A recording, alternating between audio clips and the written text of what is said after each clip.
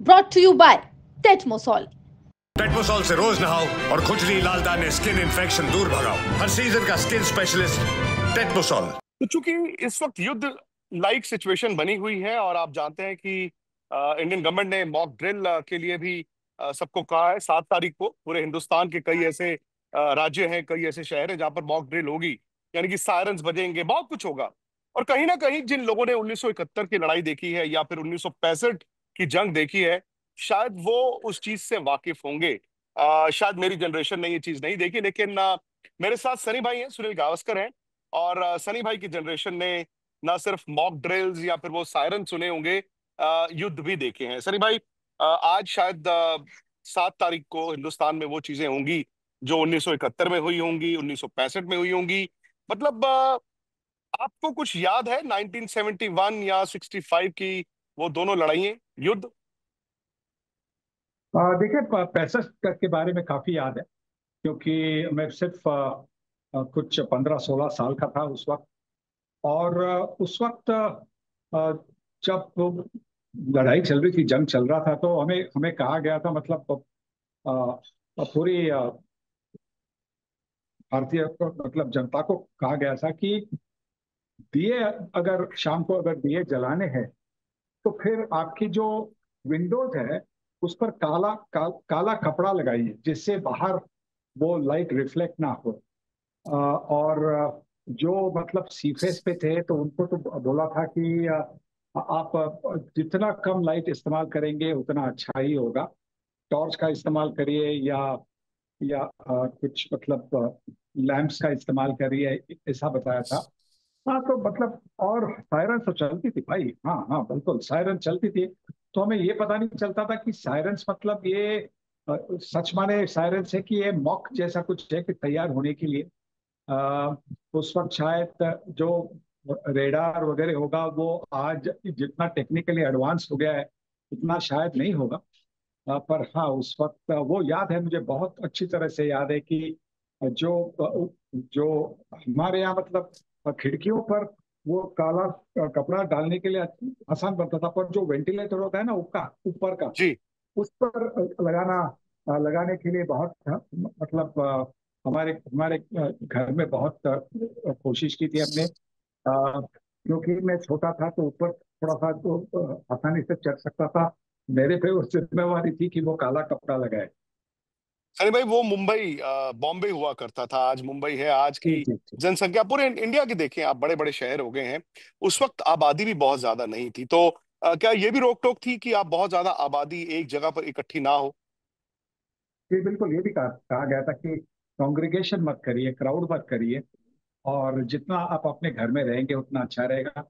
और काफी घरों में, काफी सोसाइटीज में उन्होंने एक शेल्टर जैसा बनाया था, मतलब अंडरग्राउंड, मतलब एकदम अंडरग्राउंड, मतलब डीप नहीं, जो हमें आज हम बेसमेंट कहते हैं, उस जी वक्त वो जी। अंडरग्राउंड था। मतलब उससे कितना प्रोटेक्शन मिलना था वो पता नहीं था, पर कहा था कि अगर सायरन की आवाज आए तो अगर हो सके तो वो बेसमेंट, आपके आपके सोसाइटी में अगर बेसमेंट हो तो आप वहां पे जाकर रुकिएगा। सनी भाई, ये भी आपने सही बोला कि उस टाइम पे रडार नहीं थे, जीपीएस नहीं था। आज की तारीख में तो मतलब सबको पता होता है। दो जो अटैक करने आएगा उसको ही पता है कि कौन सा शहर कहाँ पर है। और यहाँ पर भी अगर आप देखें, आपको पता होता है कि वहां पर फ्लाइट उड़ चुकी है। उस टाइम पर जब सायरन बजते थे तो क्या पैनिक होता था? मतलब सोसाइटीज में पैनिक होता था, लोगों में डर होता था? नहीं, डर नहीं। डर तो बिल्कुल मैंने कभी नहीं, किसी के चेहरे पे हमने डर नहीं देखा, कभी नहीं डर देखा। सिर्फ मतलब एक हम कॉशन लेते हैं ना, प्रिकॉशन, वैसी वैसी एक मतलब स्थिति होती थी, पर डर कभी नहीं, बिल्कुल भी, कभी नहीं। और उस वक्त तो मेरे ख्याल आप ऑल इंडिया रेडियो पर ही सारी अपडेट्स लोग लेते होंगे कि कल ये हुआ, कल रात ये हुआ, आज इस चीज से बचना है। अब तो 24 आवर न्यूज चैनल्स भी हैं। जी जी बिल्कुल। तो उस वक्त तो रेडियो पर ही काफी निर्भर होता था, रेडियो ही सुनते थे। उस वक्त टेलीविजन भी तो बहुत कम था, मुझे लगता है कि शायद ब्लैक एंड व्हाइट टेलीविजन था, और शायद कुछ मेजर सिटीज में था, इंटीरियर्स में बिल्कुल नहीं था। तो रेडियो पर ही निर्भर होना। सनी भाई, अब जो हालात हैं, मतलब अब ये नहीं पता कि कल को अगर वॉर लाइक सिचुएशन होती है तो किस तरह की होती है। लेकिन क्या आपके आपके जहन में भी डर है कि ये 65, 71 करगिल उस तरह का दोबारा से हो सकता है? ये देखिए, प्रोवोकेशन तो हुई है ना, तो जी। प्रोवोकेशन को किस तरह से रिस्पॉन्स दिया जाएगा वो तो हमें पता नहीं है।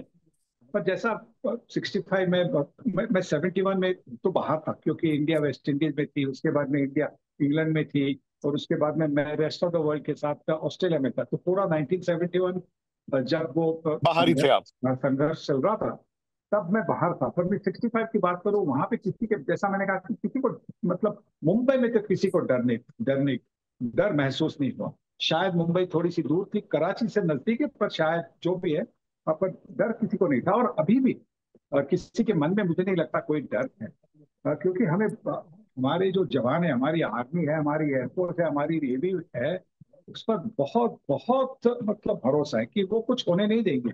अब क्या जवाब देना है वो तो सरकार ही जाने, और जो भी हो, वो मुझे लगता है कि जो भी जवाब हो तो मुंह तोड़ जवाब होना चाहिए।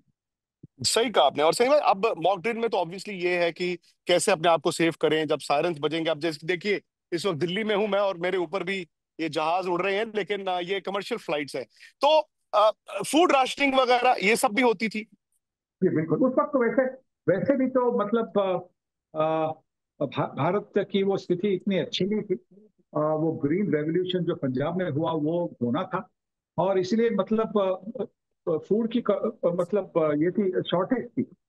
और उसी उसी उसी वक्त हमारे जो उस टाइम के प्रधान थे, लाल बहादुर शास्त्री जी, उन्होंने कहा था कि आप हो सके तो आप सिर्फ एक ही मील करिए, दिन में एक ही मील हम्म। करिए। तो उस वक्त मेरे जो पिताजी थे, उन्होंने कहा था कि आपकी, हम सब युवा थे, तो उन्होंने कहा कि हम एक वक्त का खाना नहीं खाएंगे, हम ये करेंगे कि हम जो खाएंगे वो या तो चपाती खाएंगे या तो राइस खाएंगे, पर एक मील में दोनों नहीं खाएंगे।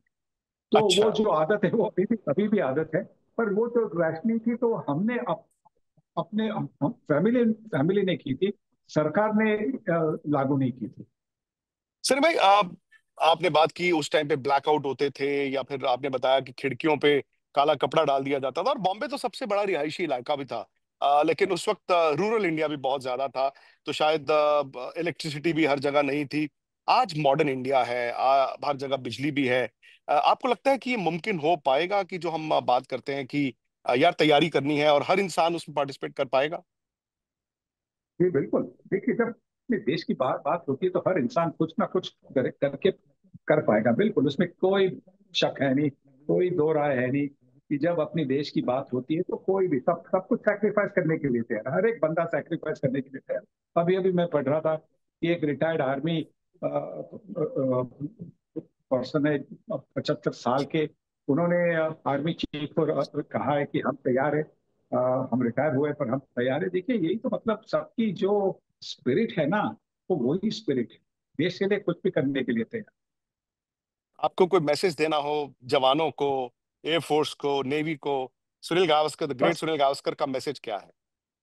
बस हम तो आज भी जिस आराम से सो रहे, कोई जिसमें कोई चिंता नहीं होती, बेफिक्र सो रहे हैं, वही, वो तो आप ही की वजह से, आर्मी की वजह से, एयरफोर्स की वजह से, नेवी की वजह से, हमारे जो डिफेंस का पूरा स्टाफ है उसी की वजह से। तो उन पर हमें नाज है, और नाज हमेशा रहेगा। हम आपको यही कहेंगे कि गॉड ब्लेस यू, जो आप कर रहे हैं, जो सेक्रीफाइस जो भी आपने किया है, गॉड ब्लेस यू। शनि भाई, 7 तारीख को आप बॉम्बे में ही होंगे, मुंबई में ही होंगे? जी जी बिल्कुल, मैं मुंबई में हूँ। तो आप इस मॉक ड्रिल में शामिल हो रहे हैं, आपका परिवार शामिल हो रहा है? जी बिल्कुल, शामिल कर, जरूर शामिल। Very good. बहुत बहुत शुक्रिया आपका सनी भाई। और आपके मैसेज से मुझे लगता है कि एक बहुत बड़ा मैसेज ना सिर्फ देश के लोगों को बल्कि हमारे जवानों को भी जाएगा। बहुत बहुत शुक्रिया आपका। बिल्कुल, थैंक यू। स्पोर्ट्स तक पर आपको न सिर्फ खबरें मिलेंगी बल्कि आपका ओपिनियन भी मैटर करता है। यह आप ही का मंच है। आइए बताइए, भारतीय क्रिकेट टीम से आप क्या उम्मीद करते हैं। रहिए स्पोर्ट्स तक के साथ, सब्सक्राइब कीजिए स्पोर्ट्स तक को यूट्यूब और फेसबुक पर।